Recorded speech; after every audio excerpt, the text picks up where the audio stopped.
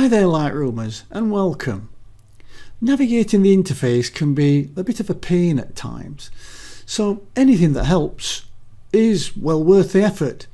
Well, I'm going to show you a little technique for saving you a little bit of time when you're navigating around the interface and a little bit of wrist strain. So let's dig in. My name's Ken Fisher and this is LiveLink Training.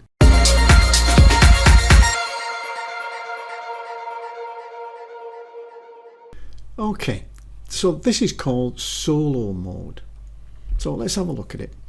If we look on the screen here, you can see that at the moment we've got quite a few panels. I'm in the develop module, and if I want to go into the basic panel, then I can open the basic panel, and that's fine. I can make some adjustments here, and then I might want to go into the effects panel, and I'll do a few adjustments in here. I might put a little bit of a vignette on, yeah, like that.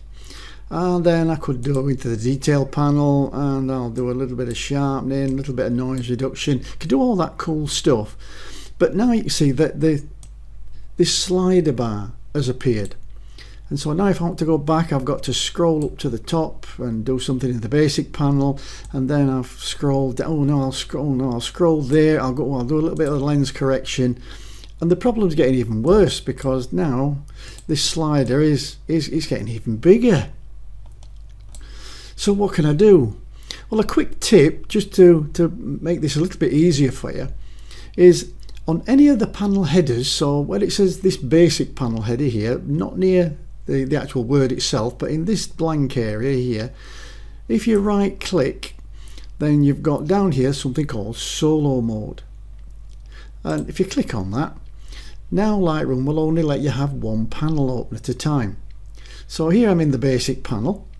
If I click on the tone curve panel, it closes down the basic panel. If you see, I'll just scroll up a little bit, and then if I want to go to split toning, and then I can go to detail, and I can go to lens corrections, and it closes everything else down. It just simplifies things a little bit. Not everybody likes it, but I find it really useful to be able to really work a little bit smarter and have the panels just opening one at a time for me. Now this is the same on each side. If I go over here to my presets, if I right click on that, I've got a solo mode for this side as well. So now I can only have one panel open at any one time. Now just a little tip, an additional tip, is one of my students in a lesson last week lost the basic panel and got really panicky thinking she'd deleted something. But what it is, all these panels are available, but if there's panels that you say don't use, then let's say you didn't use the tone curve at all and you just want to rid of it, then if you right click again on the panel header, everything that's ticked, it's visible. So if I untick the tone curve, it disappears and I'm not bothered with it.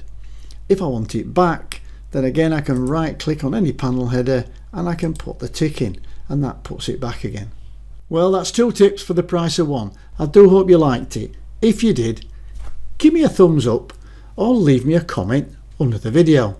And please click that subscribe button at the end and help me grow my Photoshop learning community. I'll see you in the next video. Bye for now.